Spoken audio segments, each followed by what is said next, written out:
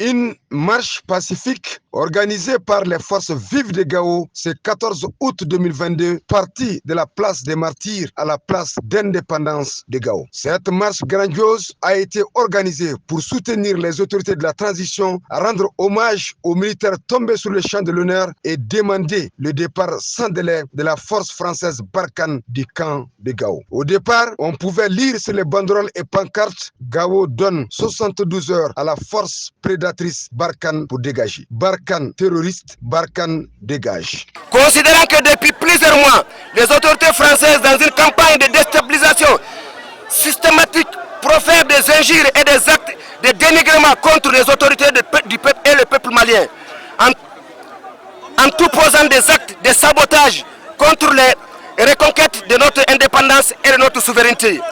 Considérant que la force française Barkhane, dans sa mission paternaliste, néocolonialiste, mène et tente de mener une campagne de désinformation des organismes internationaux, mais également de mener une campagne d'intoxication et de division entre les organisations et mouvements de la société civile et au sein de toute la population de la région de Gao. Le chef de cabinet du gouverneur recevant la correspondance des forces vives,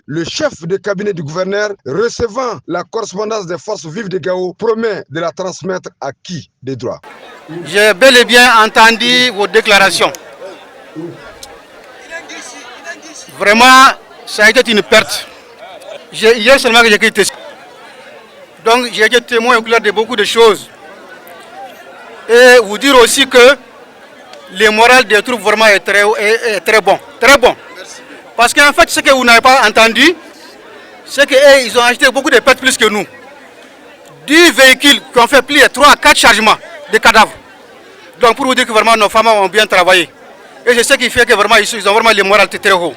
Notons que la marche s'est bien déroulée sans incident majeur sous l'œil vigilant des forces de sécurité. Très fier de notre peuple qui est en train de soutenir ces forces de défense et de sécurité. Et à un moment de l'histoire, on doit converger nos efforts, nos intelligences, vraiment pour défendre l'intérêt commun qui est la patrie. Si la patrie est en danger aujourd'hui, nous sommes tous des soldats aujourd'hui pour défendre les valeurs. Les femmes en train de se battre aujourd'hui pour votre liberté, pour la liberté de son peuple, pour notre survie, pour notre territoire, pour nos valeurs. Raison pour laquelle aujourd'hui on fait face vraiment à beaucoup d'adversités.